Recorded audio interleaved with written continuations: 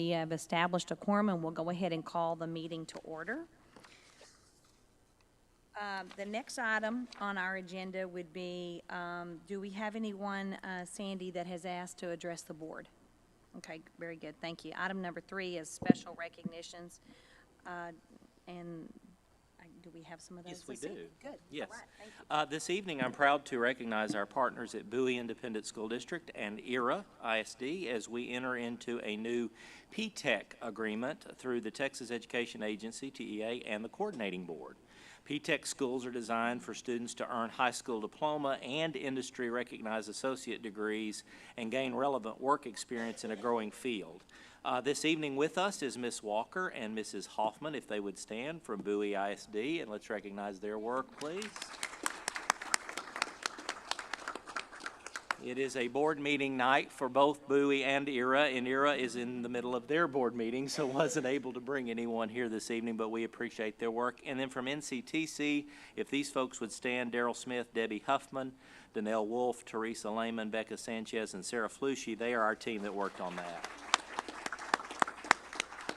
It's a really exciting opportunity for us to give dual credit a new nuance through PTEC programs. Technical education is growing in the state, and we look forward to seeing the results of that. Thank you, ladies. I told the ladies when they came in, we'll recognize them, we'll applaud them, and then we'll let them go if they'd like to go, because they have their own board meetings and things. So thank you, ladies. We understand if you exit on us. On Saturday evening, I was able with some of our team to attend the Cook County 4-H Awards Banquet. If you've never been to one of those, it's just fun to watch. And I tell you, those kids are just at the heart of what it is to be involved in everything you can imagine. They have a great heart for their county and a great heart for their different disciplines, everything from cooking to showing goats. I mean, it was just a beautiful little group of folks. And I was unaware when I attended that the college was being recognized, and so we were recognized as a friend of the 4-H. Our Department of Ag, Sarah Flushy, Danelle, others, have worked on allowing them to use our equestrian area and some things for some of their shows, but we received the Friends of 4-H award this year from that club or that group, and so I applaud them on that, and a round of applause for our Friends of 4-H award. Debbie Sharp was there as well, and Debbie's kids won, I think, half the awards. It was just pretty fun to watch all of them, and I still can't believe they're as old as they are, so I don't want to admit that. But those are our recognitions for this evening, Madam Chair. Thank you very much. All right, the next item would be the Chancellor's Report, Dr. Wallace. That was quick. Okay. Yep. Included in your packets this evening is the 2022-23 Annual Chancellors Report. Each year that's provided to give really just an overview of some of the things we've been involved in this year, highlighting programs and accomplishments of the staff and faculty. There are also some examples in there that you've asked me to provide in the past of personal, community, and state service I've conducted. That is electronically submitted to you through a link. It would not be in the actual packet itself. Okay. It would have come in the electronic version because it's a pretty heavy visual. But if you have questions about that, let me know. But that report's for you to review in the next few weeks. Now that the 88th session is over, it's contingent on me by law to report to the board changes under the law regarding governance. And some of those changes are going to require your actions and evaluation prior to September 1st. I can't begin, nor would I even want to cover all the bills passed. There's 138 pages of bill analysis that is directly impacting community colleges. That's just the narratives. There's just hundreds of thousands of pages of bills this year. Some of those require the board to act upon, and some of them require me just to notify you or modify created new policies by September 1st. That's why you're hearing from me early. TASB is unable to create policies in certain conditions until December, so we're having to introduce later on in the meeting some temporary policies to buy time between compliance date and when TASB can deliver those. So I'm going to move through some of these very, very, very quickly. First, you're aware of House Bill 8. It continues to be a life-changing bill for community colleges. Later this evening, you'll be informed about the $3 million in new funds for NCTC in the formula and the base tier. However, it's important to note that there are several other items under House Bill 8. One is that the bill repeals the existing provision limiting any college name change to the removal of the word community or junior from that name, permitting college boards in statute now to adopt any name change for a college they would respectfully want to do. We still have a couple of colleges that still have community or junior in them, and they have now the ability to do that without state approval. More importantly, the bill amends provisions addressing the purpose of a community college. It's replacing a reference to providing freshman and sophomore courses in arts and science with a reference to the provision providing courses in core curriculum or field of study curriculum. So our mission has changed as a result of House Bill 8. So as we move forward with our strategic plan, we will have to align our college plan to that new legal definition. Tomorrow, the work that has been done over the special rulemaking process for those of us that are members of the CCFAC, which is the advisory council for the new bill, we will be presenting that. We won't all be there in person, but we will be represented by our chair to the coordinating board. The coordinating board will vote on the special rulemaking we've created that will get us over this first year of implementation. We'll be also working this full year on the final bill rules. And that's the board that I informed you all that I had been appointed to by the coordinating board's commissioner. As you've heard in the past meetings, House Bill 3287 did expand TSTC locations to include Denton County. There was some nuances as we went further into the bill that I would like to inform you of. The requirement that TSTC's existing campuses in certain counties can be located in special city within the county has had some revision. The bill provides that the existing restrictions on a community college annexing territory into the taxing district, including restrictions on annexation in the county if a TSTC campus is in that county, have been eliminated for Comal, Denton, Guadalupe, and Williamson counties in addition to Brown. So basically what that means is in the past, a TSTC located in a county would mean that community college could pass no tax in that county. We are still able to in Denton as a nuance of the law, and that would include a maintenance tax in that case. So, you know, that's been a conversation for years for us.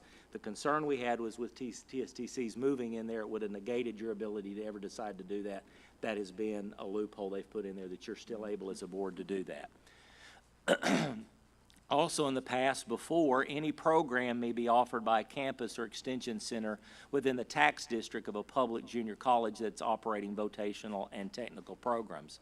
It must be established in the past that a public college is not capable of offering or unable to offer the program. After it's established, the need for the program exists. Here's the nuance of the bill we were not planning on. Now, approval of technical vocational programs under the section does not apply in Brown, McLennan, Cameron, Fort Bend, Comal, Denton, Guadalupe, Williamson, and Parker counties. So unfortunately, that means TSTC may offer any program they wish, even duplicated in Denton County.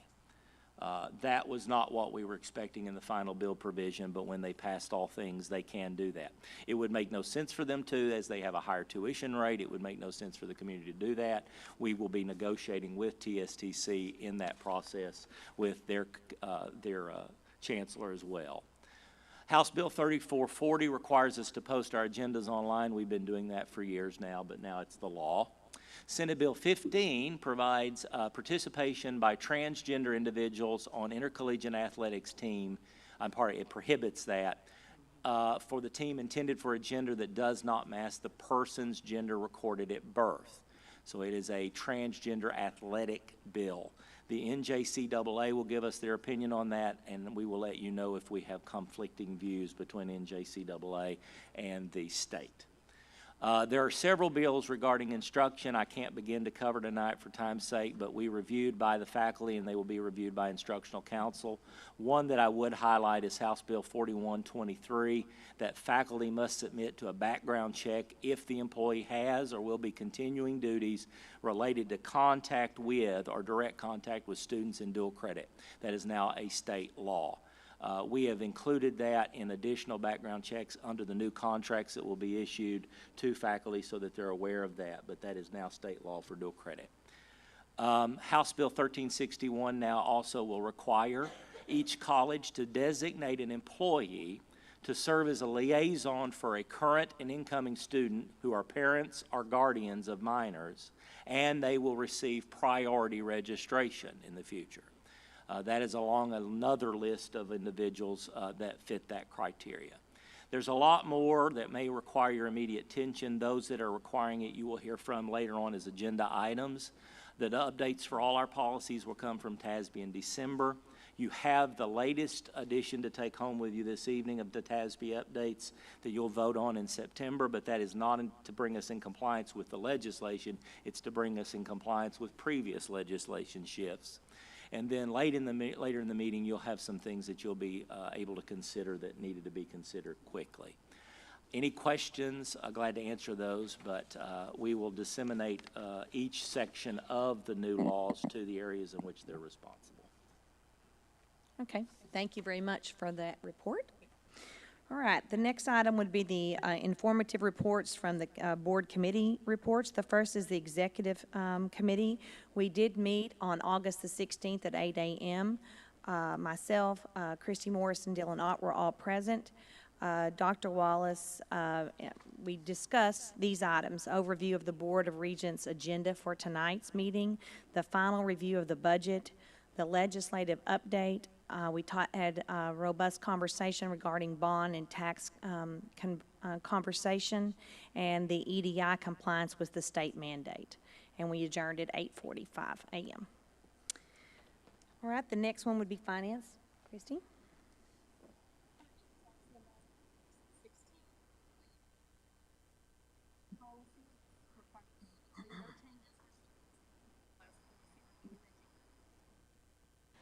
We reviewed the proposed budget for fiscal year 23-24. There were minor changes since our last budget workshop in June. Dr. Miller and Dr. Wallace discussed options relating to the proposed tax rate for the new year. We'll get to those later on in the agenda. And then we reviewed the June and July financial statements. All right, thank you. How about the Building and Technology Committee? Mr. Graham? We discussed the schedule of the Medal of Honor Museum completion around June of 2024. We also discussed the Corinth Maintenance Building and how we're just waiting on Encore for power for that. Otherwise, it's complete. We talked about several projects going on with due to the tax note. We had sewer line repair completed. We were doing some work in the 200 building. Making the cosmetology in building 200, 1500 and 200 more accessible, some Bonner Hall work, and discussed replacement of several rooftop units throughout the campus, and just some repurposed spaces in building 100 and some more work at Bonner Hall. And then also talked a little bit about the completion of the about 2,500 square foot of Alliance. So good meeting. Thank you very much for that report. The next item on our agenda is the administrative reports. The first one is the financial report for June and July from Dr. Miller.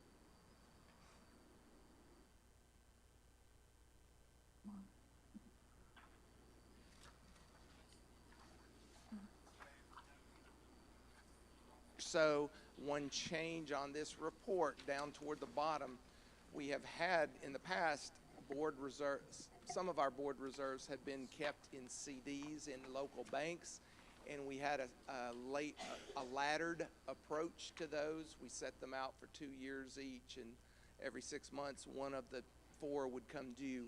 Well, we're transitioning, because of the market, we're transitioning those dollars now over into U.S. Treasury securities. We just, much better yields are available to us and returns are available in those markets.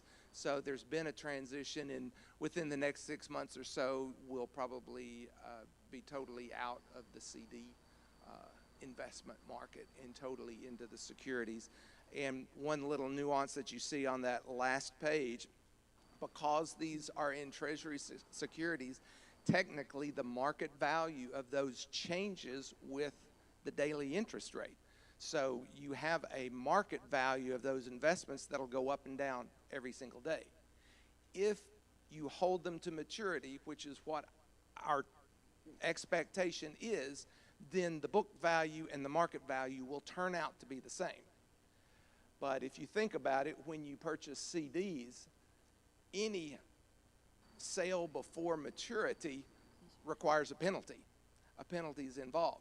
With these Treasury securities, if for some reason we had to sell in advance, it's a 50-50 shot. You may be selling at a lower amount. You may actually be making money depending upon what the interest rate market is at the point of sale.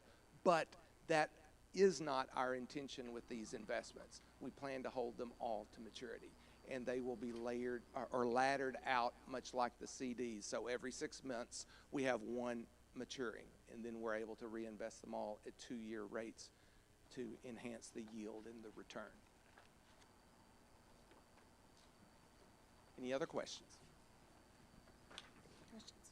No? Thank you very much. Thank you. For your report. All right, let me get back over here. Okay, the next would be External Affairs, and that would be Debbie Sharp. Thank you.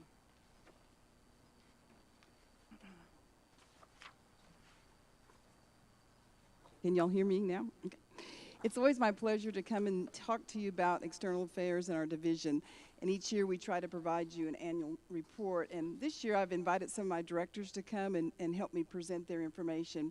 But I'll start off with our grant development and management division. I also want to let you know I did take the time and update some of the numbers. I had prepared this for our July board meeting for the foundation. So some of the numbers I want to talk to you tonight may be different than what you see in your packet, but that's because they're more current numbers. In looking at our grant opportunities this past year, kind of to give you a little bit of history, we have written some grants that were prior to 2001. There were 6 of those valued at $1.7 million. But they were multi-year grants, so we're continuing to implement and manage those grants. And then last year in 21-22, there's 6 additional grants that we're continuing to work with right now. That's valued about $2 million.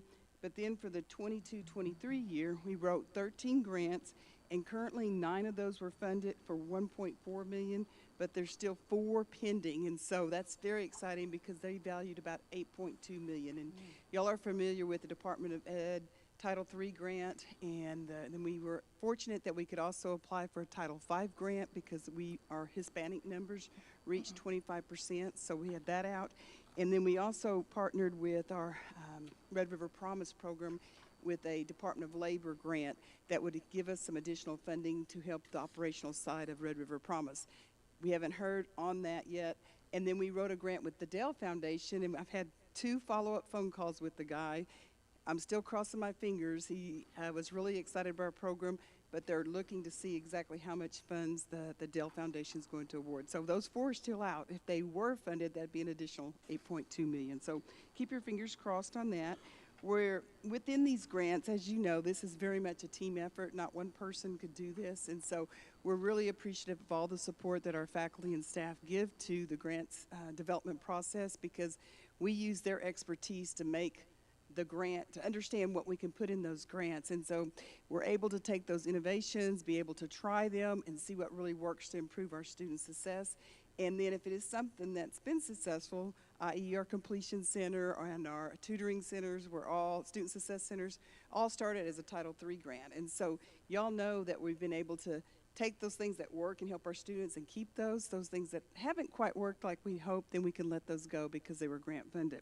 We've supported all kind of technical education. We've supported assisting students with tuition and fees.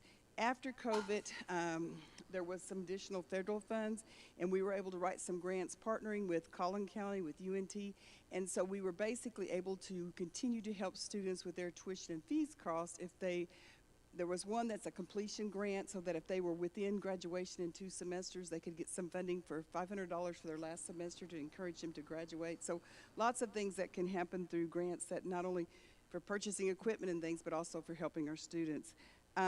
We saw Bowie ISD here, and the CTE programs have worked really hard with our dual credit to write some grants with JET grants.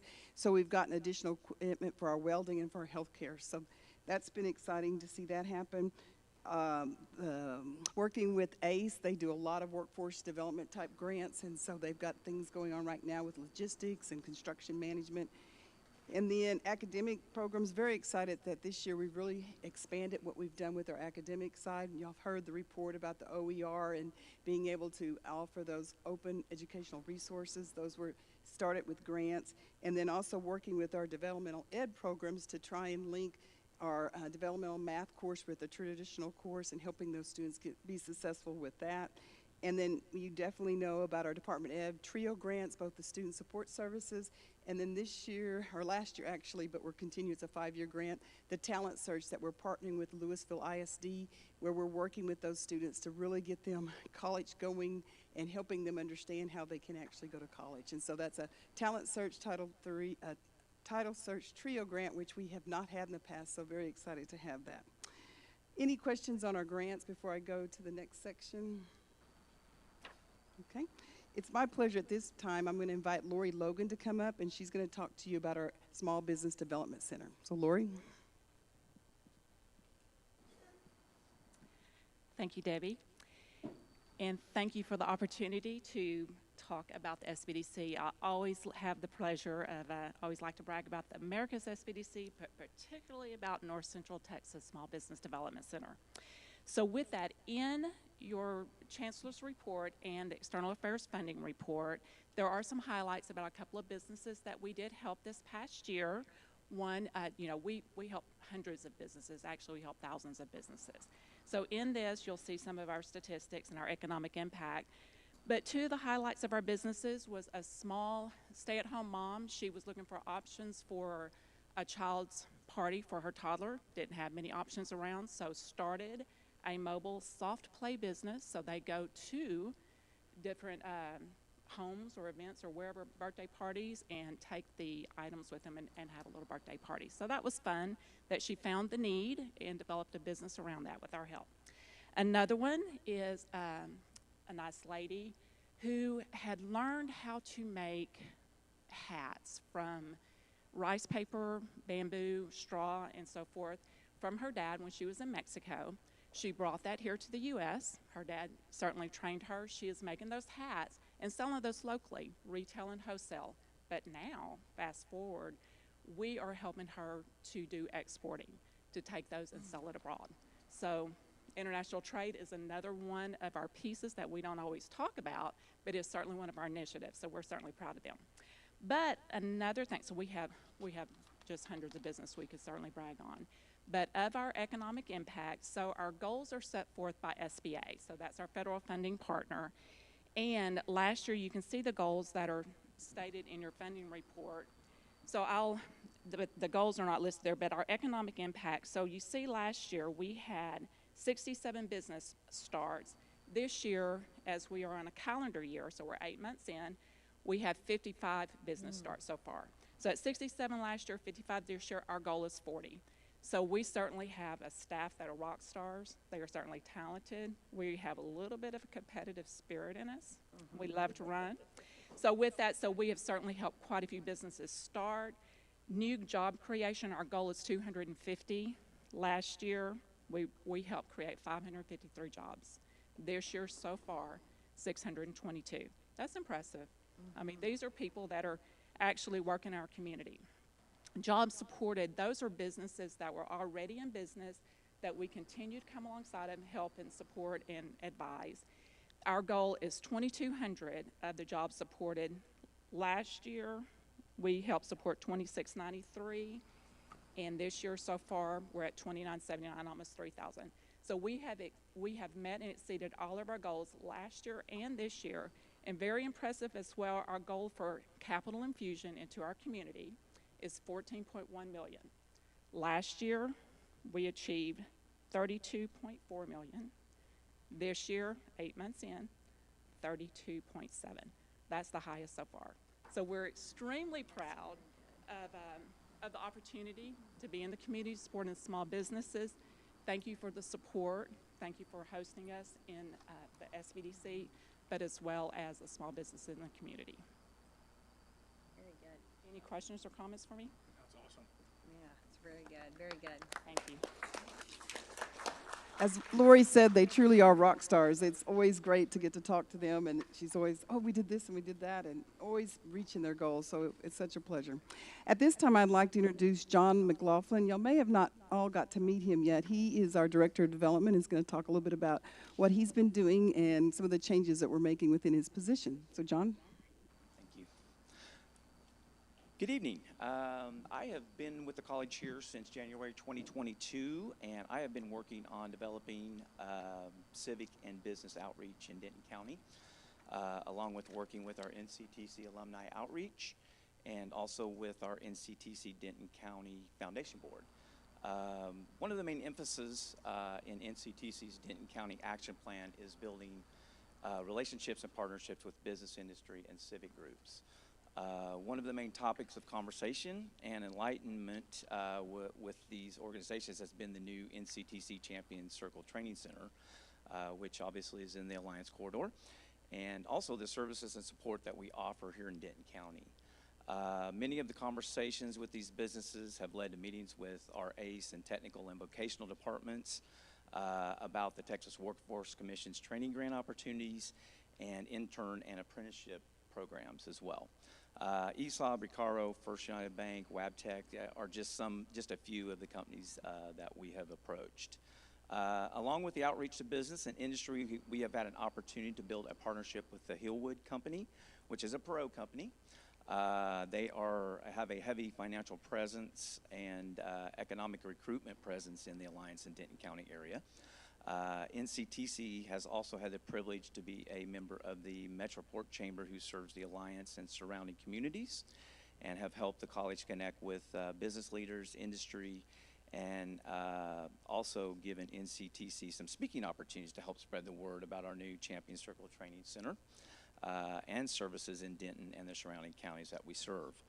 I have had the opportunity to be a part of the Metroport Chamber Regional Leadership class, which was a 10-month course that was very instrumental in the introduction of the economic, political, and financial status and systems of different cities and communities that are in the northwestern part of Denton County.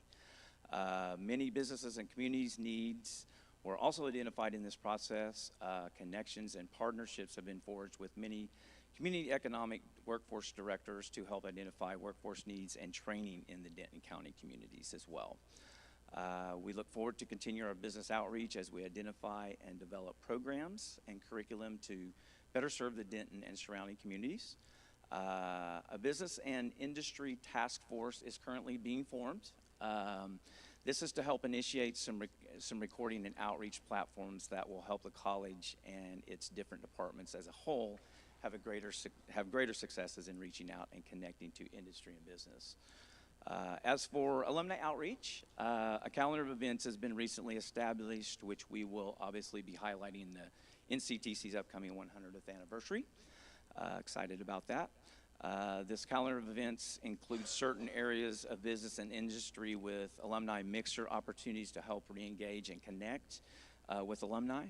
We are discussing different ways to engage our alumni, obviously through mentorship programs, tickets and fine arts, athletic events, board member service, volunteering, and etc. Also working on an alumni Denton County newsletter that goes out quarterly. We have sent one out earlier this year and have plans to follow up with an informational and possibly fundraising edition here this fall. Other alumni events we are working on for this fall, which including different alumni mixers and other NCTC events where we can reach out and connect with our alum. We have established a clean and updated list of our NCTC alum and have plans to engage our alumni with multiple outreach in the near future.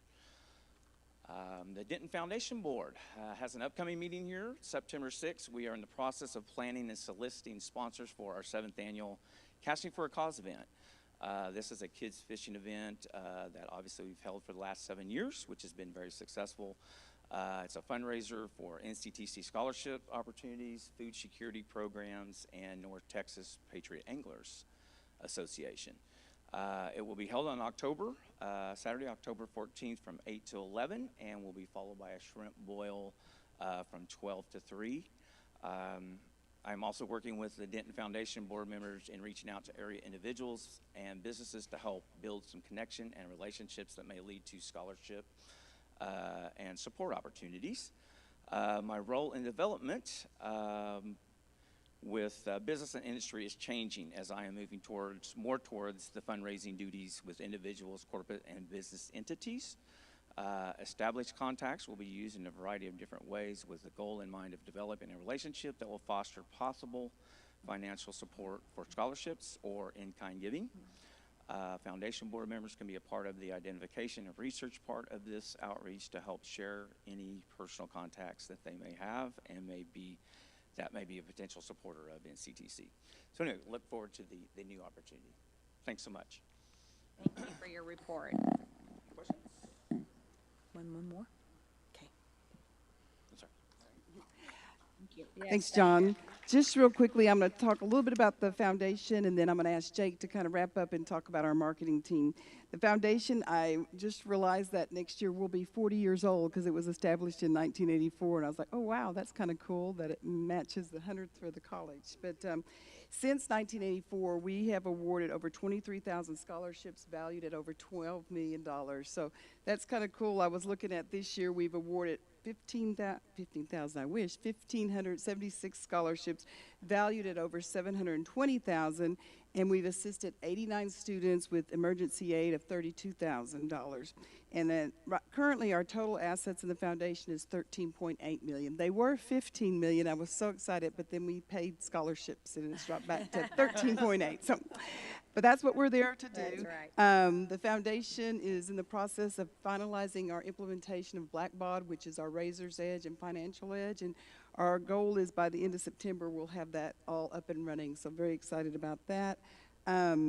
We are, as you know, in the middle of the Red River Promise campaign, and so as of right now, we had originally set a different goal, but after going through a year, we could reevaluate kind of how much it costs to pay the last 10 scholarships, and so we've readjusted our goal to $10 million, and right now we've raised $1.1 million of that, and I'm excited to say that we've had some good contacts recently, and I think we're going to be going up on some of those. It just takes time as you're talking and building those relationships, but excited to report more on that later. And I have in your package, you can see some testimonials, and I was going to share some of those, but I'm not tonight. But no, that's truly what the foundation is about, making a difference in those student lives. And so there's so many stories that I could tell and share about how the foundation and our funding has really changed someone's life and made them be able to stay in school and be successful.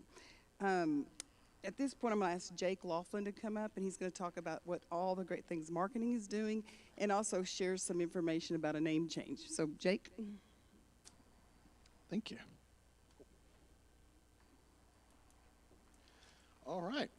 Well, in addition to the creative services that marketing manages, we also manage, of course, all the advertising and branding for NCTC. And we really break everything down into 4 tiers, where we really focus on in-person events, and then email marketing, digital advertising, and then legacy traditional media, billboards, television, radio, that kind of stuff.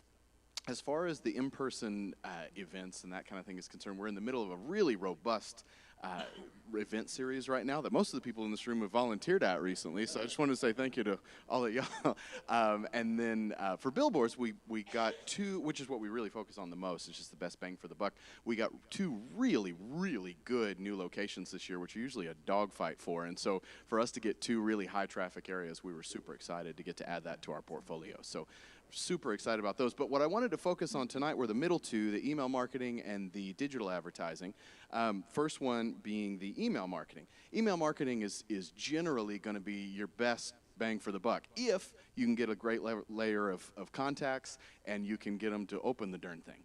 And so we started working much more in depth with a company called Local IQ that has a built-in guarantee with all of their campaigns. They have a guaranteed number of opens and clicks in every single campaign, and if you don't reach it, they add more contacts to your list until you reach it. So we really have insurance built into those campaigns. That's why we're able to make really strong bets in email marketing. So we put a huge investment in email marketing this year as compared to how we've done in the past. So we did 7 campaigns. Of those 7 campaigns, we had 602,400 opens. We had 93,036 clicks for more information, so just shy of 100,000 clicks to find out more about NCTC.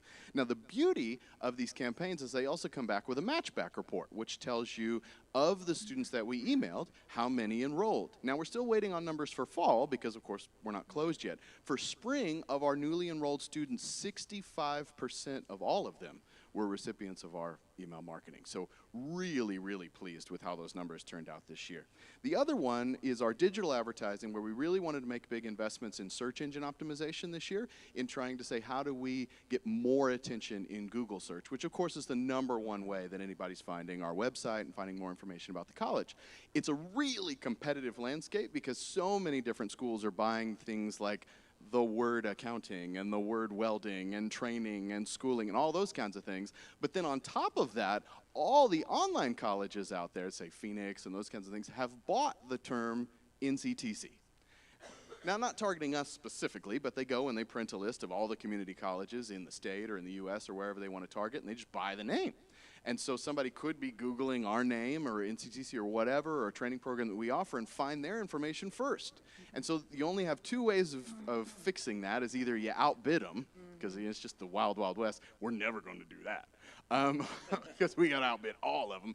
Or you focus on your search engine optimization enough that you gain what Google calls click authority to say, this is actually what they're looking for. This is a bad ad. And so we really needed to focus and invest in that. So we hired a company called Bright Edge to come in and give us a lot of great tools we were able to integrate into the website, as well as they were able to give us a ton of research tools that we had access to for a year. And then they came in every 2 weeks and did a training with our staff so that we could adopt best practices in SEO. So last year, we launched our new website in January, so we only have the analytics from January forward 2 years ago. So January 1, 2021 to August 21, 2022, we saw 177,742 clicks from Google search. Now, not total clicks to the website, but people that Googled, give me something about NCTC, which is good. That's a good, respectable number. Over 150,000, that's awesome. This year, implementing those SEO practices in the same amount of time from January 1 to August 21, we did 316,572, so we increased 138,830 in just 1 year, which was even more than we did with the email marketing. And so, and all of those benefits we're going to have in perpetuity because now they're baked in and built into the website. Not only that, we got to train our staff on how to make sure we're doing that always going forward. So that was a huge win, and those were the 2 big areas we really wanted to make major investments in this year, and they super, super paid off. And again, we'll have the matchback report from the email marketing here in the fall to be able to report how much did that actually mean as far as fall enrollment, but I think it's going to be pretty strong. And then the last thing that we wanted to touch on, I was asked to speak about, is we had some rebranding at our Denton campus. If you've seen, you may not have seen it, but we've always called that campus the First State Bank Exchange. We opened that up only because we received a really, really generous gift from First State Bank, and been amazing to get to work with them. And if you haven't been to that campus, which I'm sure everybody has, it's pretty awesome. And the technology in that place, which is second to none, was only made possible because of First State Bank. And unfortunately, we always ran into some branding challenges that were just unforeseen. Before I came to NCTC, I worked for the Denton Visitor Bureau, and I would always bring new hires on a walking tour of downtown Denton. And we would go around and I would show them, hey, and this is where this is, and this is where this is, and this is NCTC. And they would always go, no, it's not. Yeah, it is. That's NCTC. Go, no, it's really not. And I'd say, well, you're being really argumentative for your first day, but yes, this is NCTC. And all of them would say the same thing. Well, if I knew that, I would have gone there. And so now we've put a lot of promotional dollars behind that campus to really get some attention there, and we're seeing some healthy numbers in enrollment, but it always begs the question, what could we be doing on top of that? Are we missing some students? And so we reached out to First State Bank and we said, hey, we really want to honor that gift that you gave us. We don't want to make a single move that you're not happy with. Let's do this together and let's have a conversation about what can this look like going forward. And they very, very generously came to the table and said, we're more concerned with the success of NCTC than we are of the brand exposure. And we're very open to a conversation about what could this campus look like. So just as of a few weeks ago, officially that campus is no longer known as the First State Bank Exchange. It is the Denton campus officially. And we have new signage up and everything that says North Central Texas College, and already are seeing response from people going, you guys opened up a new campus. 4 years old, but yeah. So wanted to note that, but also wanted to note First State Bank is going to get a lot of exposure out of that campus still. In fact, probably more brand presence than they had before, but it'll be under the umbrella of this is the NCTC Denton campus, brought to you by our partner, First State Bank. Again, just super, super generous of them. We said, hey, we can only do this in phases. We can't boil the whole ocean and change all the signage overnight. Could we just focus on the NCTC signage prior to the fall semester so new students know where to go? And they said, hey, we're, again, far more concerned with y'all's success than us getting the branding out there. Go ahead and get your branding fixed and up and available for folks. And then we've got a phase 2, 3, and 4 with that project where we'll put in more First State Bank presence. So you'll see more of that unfold throughout the rest of the year, but it really was only through their generosity, and I just wanted to get to publicly acknowledge them and thank them for letting us make those changes, and I'm expecting big, big things from the branding change and even more enrollment from what is, I think, a really great campus. So that's my report, Debbie. Okay, well, thank you very much for that report. Excellent. All right. All right, the next item would be our consent agenda item, and we do have two items there. The consideration of the approval of the June 26 minutes and the consideration of personnel. Are either one of those, does anyone wish to take those off and act upon them independently? No? Okay. If not, then I would accept a motion to approve the consent agenda items as presented. A motion by Christie. We have a second. Second by Erica. Okay. Additional discussion? All those in favor signify by saying aye. Raise your right hand, please. Aye. Motion carried. Thank you. All right. Under item number 7 will be the discussion and action items of A, which is the consideration of district-wide janitorial services. Robbie?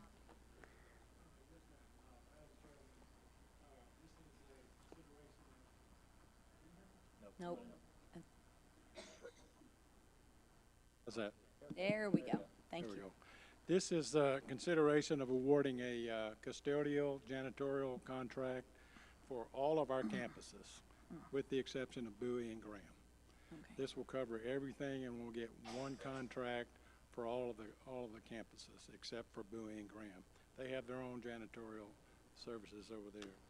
But we did go out for bid, and as you can see, we got several bids, so we had a good turnout. And based on what we've had in the past with AHI Facility Services, we're going to recommend that we renew their services again for this for 3 years. And the annual amount is $665,000, almost $666,000. But each year that contract or their services will be evaluated, and if we want to renew it again for the next year, it's up to us to renew it at the same price. That price comes out to almost about $1.11 a square foot, considering we have 600,000 square feet of cleaning services. All right. Well, we'd need a motion to approve this recommendation by the administration for the district-wide janitorial services. Okay, we have a motion by Lisa. Do we have a second? Second by Mr. Henderson. Additional discussion? All those in favor signify by saying aye. Raise your right hand, please. Aye. Opposed? Motion carried. Thank you. Okay, before I sit down, everyone has this at your desk. Yes. That's the TASB update that Yeah. we'll bring back in September to approve. Right. Thank you. All right, the next item would be the consideration for approving the 2023-2024 tuition and fee schedules for the changes for dual credit. Dr. Miller? Thank you, Madam Chair. Dual credit tuition rates have typically been discounted from the full tuition rates. And due to House Bill 8, we need to reduce them further to be in compliance with the new FAST program being funded by the state of Texas. And just so you know, FAST is an acronym for, make sure I get that, Financial Aid for Swift Transfer. So, but this is funding to assist colleges with dual credit tuition. Even though FAST is a voluntary program, the administration does strongly support our participation in the FAST program.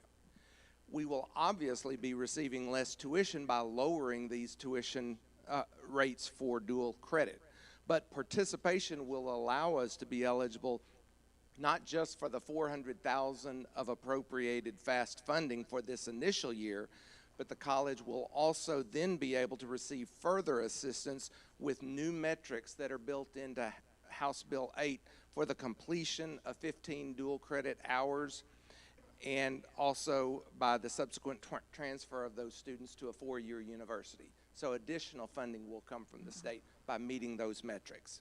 So the administration feels confident that participation will help the college's overall state funding when the program is fully implemented.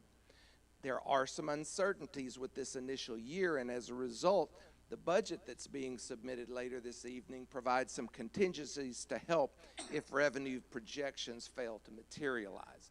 But we do ask for your support and would like to see your adoption of these new tuition rates for dual credit tuition. As an additional piece of information, ISDs have been notified through a different MOU for each of the ISDs. The ISDs, in the majority of cases, are taking over the requirement that a free and reduced lunch student not have any expense to them. So the ISDs, for example, St. Joe's Foundation is going to agree to do the textbooks just for that group. We've had that agreement with a lot of them. We've got some foundation dollars of our own that will help with that, but it's important that FAST, the only group, there's one group that it really is about, and it's free and reduced lunch, and they'll have no expense whatsoever, but all the other students will still pay a tuition and a fee and pay for their books or supplies. So FAST is something we feel we need to be a part of because surrounding colleges are moving to this. It will be very difficult to maintain our relationships with our ISDs, but we're really excited about the fact, for example, in Cook County, you'll be able to get a dual credit course for $75, 3-hour course. Immediately. Yes. Yes.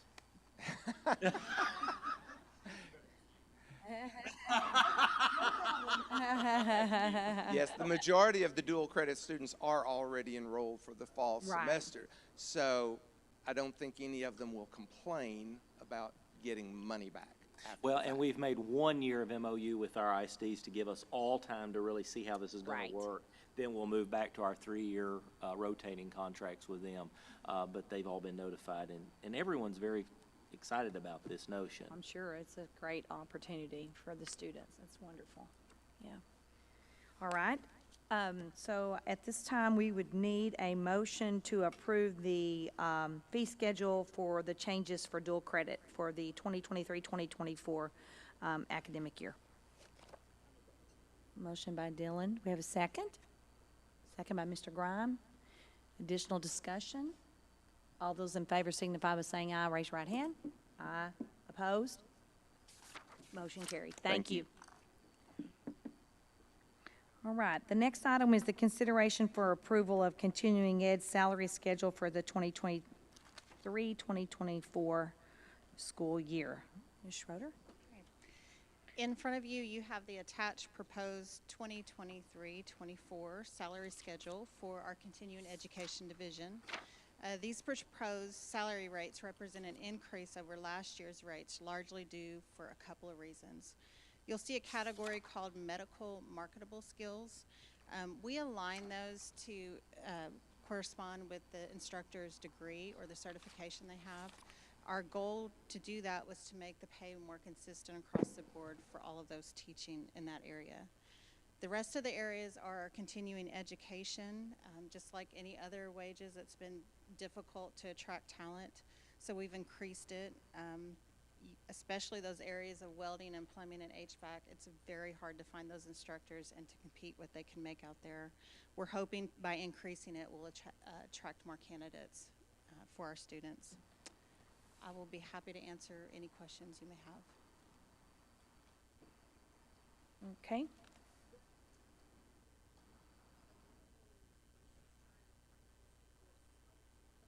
Just Right. extremely important. Thank you. Yeah.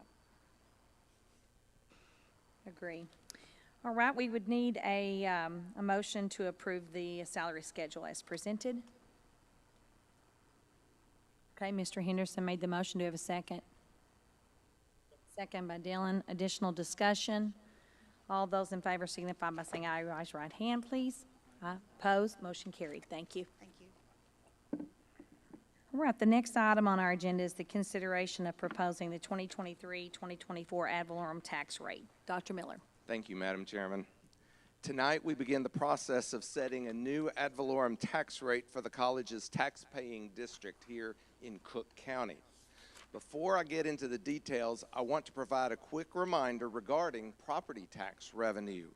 Property Taxing Authority was created for community colleges in Texas to provide facilities and to pay for their upkeep and maintenance. At many community colleges in Texas, there are tremendous excess revenues from property taxes that can be used for any operational areas throughout the college. But that's not the case here at NCTC. Here, the tax dollars are used locally in Cook County for facilities and related expenses. In fact, we project that in this next year, we'll have approximately $5.5 million of local property tax revenue, and we're preparing in the budget for total spending for facilities, upkeep, and maintenance in the neighborhood of $6 million. So these property tax revenues are for the maintenance and upkeep of facilities here on the Gainesville campus. As you know, the process of setting a tax rate has numerous statutory requirements that we're obligated to follow in an effort to provide transparency to all taxpayers. Our first step in setting a new tax rate is for the Board of Regents to formally propose a tax rate for the coming year. The college will then publish the tax rate in the local newspaper, will conduct a public hearing prior to the next month's board meeting, and will then formally approve the tax rate at the September board meeting. Your support materials contain the relevant tax information from the Cook County Appraisal District. Here's a quick summary. Our current tax rate is 0.0851 cents. The new, or the no new tax rate, as calculated by CCAD, 0.0789. The tax approval rate is 0.0887. Last week, these rates were reviewed by the Executive Committee and the Finance Committee, and with their input and their support, the administration is recommending a rate just below the tax approval rate. That rate would be 0.0886, and it's comprised of two things: an M&O rate of 0.0642 and an INS rate of 0.0244. I remind you again, your vote tonight is only to propose a tax rate for next year. You're not voting on formal approval tonight. That won't come until the September meeting. And also, tonight's vote is required to be a roll call vote. So the administration recommends your approval of proposing an ad valorem tax rate for the coming fiscal year of 0.0886 per $100 of value. So we can call for the motion and then have discussion after we get a motion in a second, if that's the willingness of the board at this point.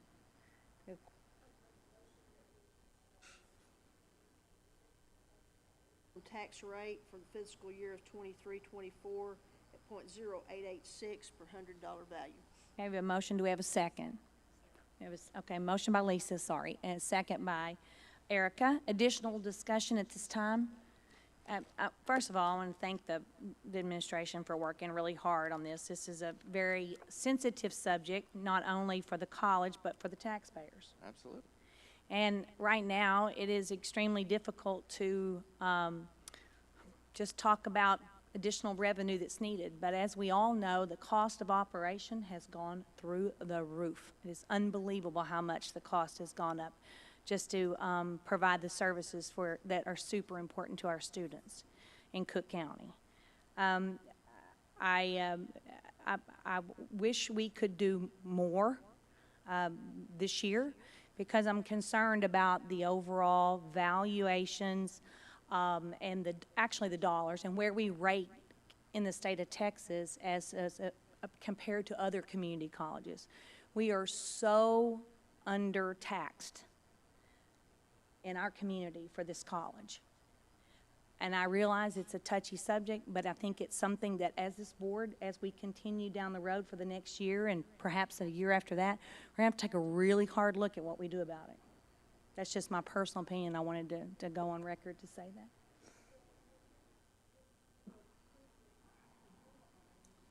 Look at what we have done for the students in these communities. Absolutely. I mean, you take a course for almost nothing. Yeah. And so in many cases, for no cost. Absolutely. And so if we could make a connection with our voters to help them to understand that we're not doing anything extravagant. If it could come back into the education of the student, I think they would accept that. If it's for building things that they don't support, that they don't value, then I think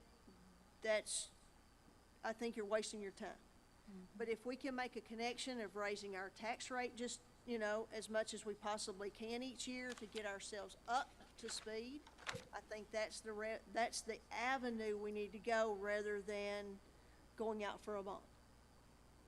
I appreciate your comments. I'm interested to hear everybody as we move forward, either tonight or as we move in the next year, because it's important for us to give direction to the administration and get community input, because we want the college here to thrive and offer those student services, which are exactly why we're here.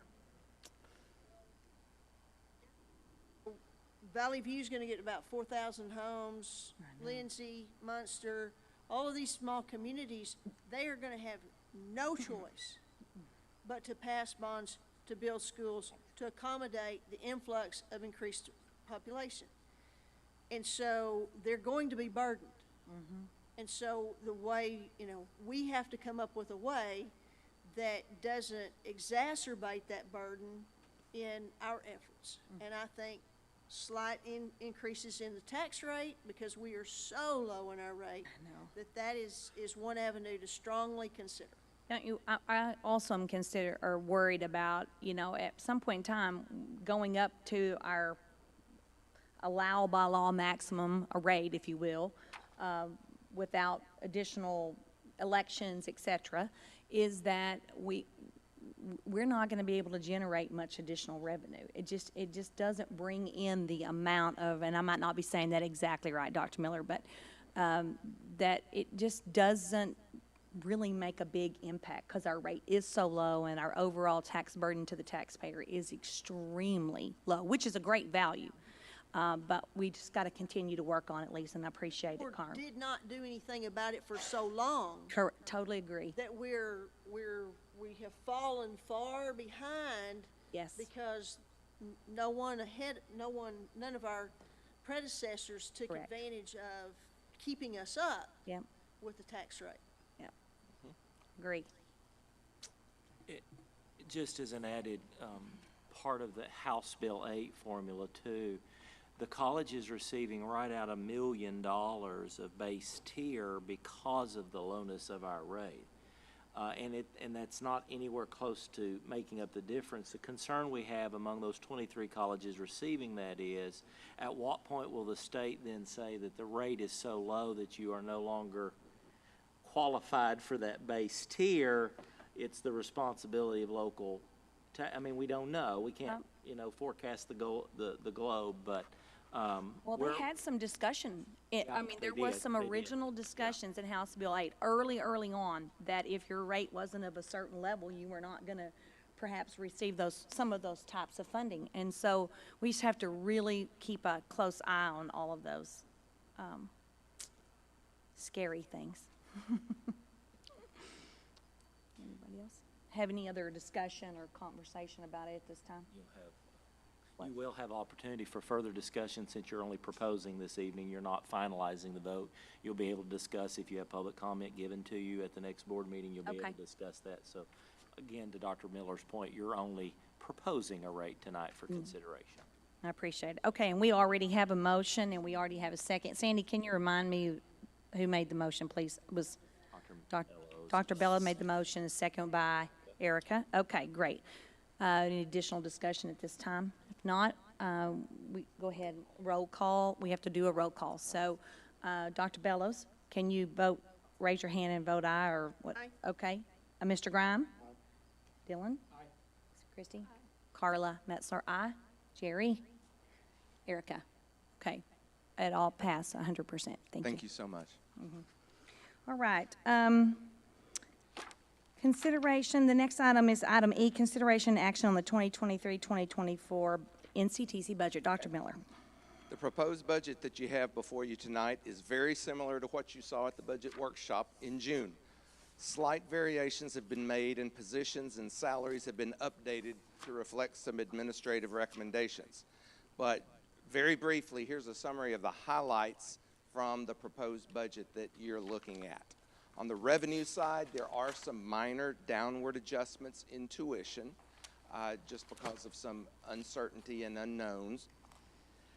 There is a significant increase in state appropriations of approximately $3 million and a significant increase in interest income of about $1 million over what was budgeted this previous year. Now, on the expense side, I first want to mention that the $3 million of state appropriation increase is going to be used in the following ways. We're proposing a 3% increase in salary for all full-time personnel. It's also going to cover timely care MD services for all students and part-time employees. At a previous meeting, you gave us authorization to move forward with this, and if we had to use reserve funds, you gave us permission to do so. But we do have the funds available from the increase in state appropriations that we don't need to touch reserves at this time. And then there's also $2 million that's going to be held in contingency for a potential revenue shortfall. As I said, the big unknown with that dual credit introduction this first year, we could have a shortfall in tuition revenue from that before we start getting some of those performance measure funds that will follow in subsequent years. So we think we've got a cushion to cover that. So if you look, these three items I just mentioned add about $4.75 million to our increased expenses for the new year. If you look year to year, there's a $5.5 million increase in the budget. So the vast majority, and I said there's three items and I forgot to mention the others. I apologize. We also had increases in financial aid, both from Pell and Red River Promise that are showing up here. Both those add up to about $1 million. And then we have about $750,000 in excess investment in IT resources that are just absolutely necessary for moving forward. So now with these items that I've just told you about represent about 4.75 of the $5.5 million increase in the budget. And if you'll look on that chart there, we were virtually flat for 3 years. So it's really the first increase we've had in 4 years to the budget. So we ask your consideration and ask you to please approve the proposed NCTC operating budget for fiscal year 23-24 as presented.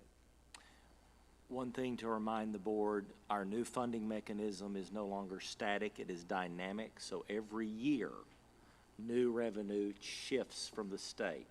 They can go up, they can go down. Another reason why we wanted that contingency, to make sure we get into the rhythm of the new formula before we, budget all those dollars. And we don't expect a challenge. We're meeting all the goals. We expect to continue to meet all those goals. We're doing better work than we've ever done on tracking completion. But I just want you to, we're so programmed, those of us that have been this in a while, we're so programmed to contact hours, and we're so programmed to a 2-year biennium. It's really going to be hard to understand. Dollars change every year now. And so that's another reason we want those. So at the end of the year, not having expended those, they may be for whatever the board's discretion would be at that point. Do we move those into project or into reserve, or do we keep that contingency in some way in the future? But I just want to remind you that's why we're building that. All right. So at this time, we would accept a motion if someone would like to make it to approve the budget as presented for 2023-2024 school year, academic year. So we have a motion by Ms. Morris. Do we have a second? Second by Dylan. Okay, additional discussion at this time. All those in favor signify by saying aye. Raise your right hand. Aye. Opposed? Motion carried. Thank you, Thank you Dr. so Moore. much. All right. The next item would be the consideration of approving the interim policy language for compliance with Senate Bill 1565. Dr. Wallace. Not a lengthy agenda item. You have before you an interim policy provided to NCTC by legal counsel. This is just to be in compliance with Senate Bill 1565, which is a compliance date of September 1st rather than the January date. It's basically the governing board is instituting an interim policy on promoting and secure academic research. We do have academic research requests from our university partners on occasion. We do have an institutional review board that looks at risk on the instructional side, whether they are at risk as subject matters. Dr. Bunyard is chair of that. What this is dealing with is the increased influx of espionage and data mining from outside sources. And so what we've done is we've added that responsibility to Glenn Harrell, who is already our security officer for the college. But this is a temporary policy. We would ask that you approve this evening to get us through until TASB catches up for January. Okay, very good. Do we have a motion to approve this interim policy language? So moved by Mr. Grime. Second, please. Second by Ms. Bellows. Additional discussion. All those in favor signify by saying aye. Raise your right hand. Aye. Opposed? Motion carried. Thank you. All right, the last item here under discussion and possible action is the discussion and notification of Senate Bill 17 requirements. Dr. Wills. This is not an action item of the board, but rather a purpose for the information to the board. Under new provisions of Senate Bill 17, the NCTC Board of Regents is required to ensure, is the legal term, that the institution does not do any of the following unless required by federal law. Those things include the following: establish or maintain a diversity, equity, and inclusion office, or hire employees or contractors to perform such duties. Number 2, require or solicit a DEI statement from any person or give preferential treatment based on DEI statements. Number 3, give preference on basis of race, sex, color, ethnicity, or national origin to any employee, applicant, or participant in college functions. And then finally, require DEI training as a continuation of enrolling or performing institutional functions. You have before you an exhausted list of what we are already doing and what we are moving forward with. I would encourage you to ask any questions you may have. Included in this will be, unfortunately, but it will be the elimination and discontinuance of our Achieving the Dream work. With advice from legal counsel, we have been informed as to the risk associated with that. Given ATD's stand on equity, it is considered to be in violation of Senate Bill 17, so that is going to happen. We have already closed our Office of Equity, Diversity, Inclusion. We have already discontinued the staff-associated EDI works, such as our affinity groups, and we're moving to one employee resource group similar to our student support, or pardon me, our support services group and our faculty senate. They'll be functioning. Any funds that have been dedicated to that budget, which were minimal to begin with, have been dispersed to other budgets, and we have absorbed some of those staff into just engagement and residential life. So we are in full compliance with the spirit of Senate Bill 17 now. The board does not have to act on this. Rather, it is a discussion if you had questions, and I have officially informed you as to that work. So All right, so if you have any discussion or questions around this, Dr. Wallace's report. Okay, thank you very much. Thank you. All right, the next item, item number 8, is executive session, and I do not believe that we have any need for that this evening. So that will bring us to item number 10, which is announcements. And I wanted to just make one final plea to anyone who has not been able to do this board evaluation and the chancellor's evaluation. There's a piece of paper at your desk this evening that gives you the links for you to act upon. You have through this evening. And tomorrow morning, Sandy will gather that information and have it available for us to discuss at our evaluation of the chancellor and board evaluation this Thursday at 8 a.m. here in the boardroom. Okay. All right. So you have through this evening. If you've not been able to do that and you need help from Sandy, Dr. Wallace, anybody, then, well, Sandy. I don't get involved sorry. in it. One thing you cannot help I can't help you with that one. But Sandy can help you for sure. Make sure that you get your comments and numbers count into our overall numbers for the meeting on Thursday. Okay. The other thing I wanted just to make sure everybody knows that the CAT conference, that's the community College Association Good gosh. trustees. Community College Associates and the Texas Trustees is coming up September the 14th through the 16th, and so far Mr. Henderson is attending, I'll be attending, Dylan is attending, and I believe Ms. Lisa's attending as well. So we'll have representation there. I think the conference is going to be really good. It's about innovation, and there'll be a lot of good speakers. I know I've been a part of working with the different committees on not so much planning that, but we were the people in charge of resources, so my committee. It's at Alliance, yes. Yeah, it's at the Marriott just across there. the street from our campus. There was a miscommunication with CCAT. They introduced Tarrant as the host college, and I affectionately gave them an email to clarify that we are the host college. That is our district. Yep. And so we are the host college. They called and apologized for the misunderstanding, and I'm going to be giving It was a fairly strongly worded email from Dr. Wallace. More than for one day then. So It's going to be good. Yeah, it's going to be good. So I just want to make sure that if you've not had a chance to say you're interested and want to, then we could try to work that out for you.